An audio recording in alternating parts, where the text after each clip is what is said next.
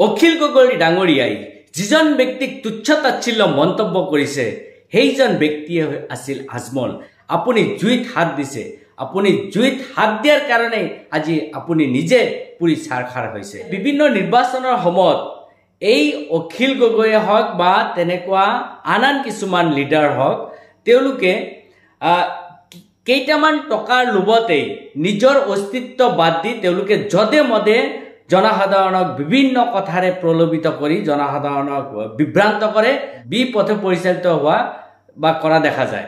আৰু যাৰ ফলত হয়তো যোগ্য যিজন ব্যক্তি সেই যোগ্য ব্যক্তিক আমি বাছনি কৰিব নোৱাৰোঁ, দেখা যায় যে অযোগ্য ব্যক্তি তাৰ পৰিৱৰ্তে বাছনি হয়। আৰু ইয়াৰ মূল কাৰণটো হৈছে এনেকুৱা কিছুমান চান্দা তোলা লিডাৰ। আজি অতিকৈ বেয়া লাগিছে যে যিজন অখিল গগৈ জেলত থকা সময়ত সেই শিৱসাগৰবাসীয়ে ভোটত জয়যুক্ত কৰাইছিল, আজি সেই অখিল গগৈয়ে সেই শিৱসাগৰবাসীৰ কৃতজ্ঞতাখিনি আজি অস্বীকাৰ কৰি আছে। আৰু যাৰ কাৰণে দেখা গৈছে যে শিৱসাগৰত থকা যি লাচিত সেনা, সেই লাচিত সেনাৰ যিসকল বাহিনী আছে তেওঁলোকে কিন্তু অখিলৰ তীব্ৰ বিৰোধিতা কৰি আছে। আৰু অখিল গগৈ যে এজন ধোকাবাজ, অখিল গগৈ যে এজন প্ৰবঞ্চক, সেই কথাখিনি কিন্তু আজি প্ৰকাশ পাই আছে। আমি সিদিনা যিটো লোকসভা ইলেকশ্যন অনুষ্ঠিত হৈছিল, সেই লোকসভা ইলেকশ্যনত আমি দেখিছোঁ যে এই অখিল গগৈ, এই লুৰিণজ্যোতি গগৈ, তেওঁলোকে কেইটামান টকাৰ লোভত আহি নামনি অসমত এনেকুৱা কিছুমান দম্ভালি মাৰি কথা কৈছিল যেন তেওঁলোকে গোটেই অসমখনৰ দায়িত্ব লৈছে আৰু গোটেই অসমখন যেন তেওঁলোকৰ নিৰ্দেশ অনুযায়ী চলে আৰু গোটেই অসমখন যেন তেওঁলোকে পোহপাল দি আছে।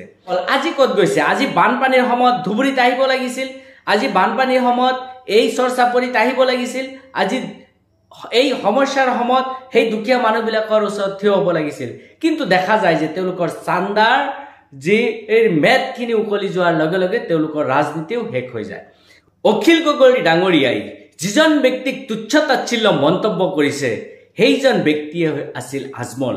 আৰু আজমল চাহাব এনেকুৱা এজন ব্যক্তি যি ব্যক্তিৰ 10টা গুণ পালন কৰিবলৈ হ'লে অখিল গগৈৰ গোটেই জীৱনটো পৰিশ্ৰম কৰিও সেইখিনি দায়িত্ব পালন কৰিব নোৱাৰিব। আৰু তেনেকুৱা ব্যক্তিক তুচ্ছ তাচ্ছিল্য ভাষাৰে সমালোচনা কৰাৰ কাৰণেই আজি অখিল গগৈ নিজে সমালোচিত হৈছে। আপুনি জুইত হাত দিছে, আপুনি জুইত হাত দিয়াৰ কাৰণেই আজি আপুনি নিজে পুৰি ছাৰখাৰ হৈছে। এটা কথা মনত ৰাখিব যে কেতিয়াও বেলেগক তুচ্ছ তাচ্ছিল্য কৰি নিজে ডাঙৰ মানুহ হ'ব পৰা নাযায়।